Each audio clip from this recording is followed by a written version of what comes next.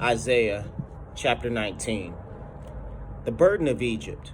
Behold, the Lord rideth upon a swift cloud, and shall come into Egypt, and the idols of Egypt shall be moved at his presence, and the heart of Egypt shall melt in the midst of it. And I will set the Egyptians against the Egyptians, and they shall fight every one against his brother, and every one against his neighbor, city against city, and kingdom against kingdom.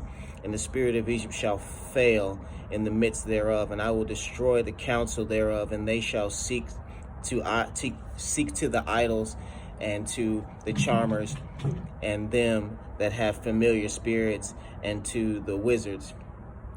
And the Egyptians will I give over into the hand of a cruel Lord, and a fierce king shall rule over them, saith the Lord of hosts.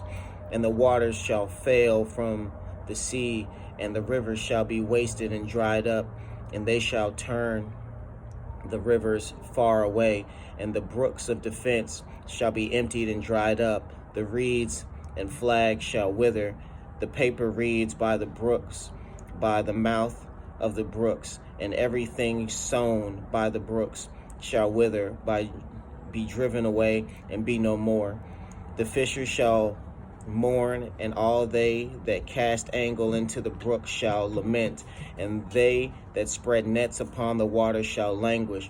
Moreover, they that work in fine flax, and they that weave networks shall be confounded, and they shall be broken into purposes thereof.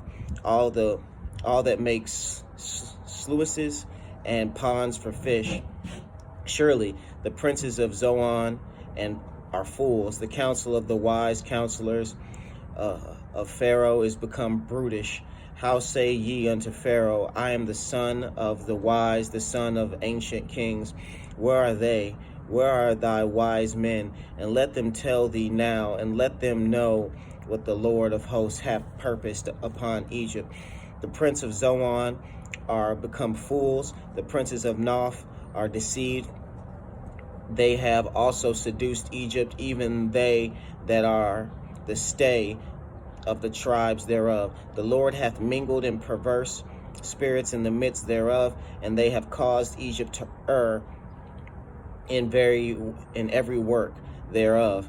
And the drunken man staggereth in his vomit, neither shall there be any work for Egypt, which the head or tail, branch or rush may do.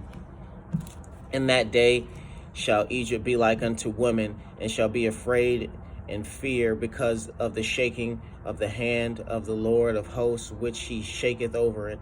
And the land of Judah shall be a terror unto Egypt. Every one that maketh mention thereof shall be afraid in himself, because the counsel of the Lord of hosts, which he hath determined against it. In that day shall 5 cities in the land of Egypt speak the language of Canaan, and swear to the Lord of hosts. One shall be called the city of destruction.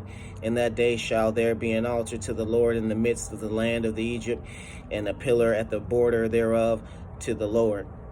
And it shall be for a sign and for a witness unto the Lord of hosts in the land of Egypt, for they shall cry unto the Lord because of the oppressors, and he shall send them a Savior and a great one, and he shall deliver them. And the Lord shall be known to Egypt, and the Egyptians shall know the Lord in that day, and shall be sacrifice and oblation. Yea, they shall vow a vow unto the Lord and perform it, and the Lord shall smite Egypt, and he shall smite and heal it, and they shall return even to the Lord, and he shall be entreated of them, and shall heal them. In that day shall there be a highway out of Egypt and Assyria, and the Assyrians shall come into Egypt, and the Egyptians into Assyria, and the Egyptians shall serve with the Assyrians. In that day shall Israel be the third with Egypt and with Assyria, even a blessing in the midst of the land, whom the Lord of hosts shall bless, saying, Blessed be Egypt my people, and Assyria the work of my hands, and Israel mine inheritance.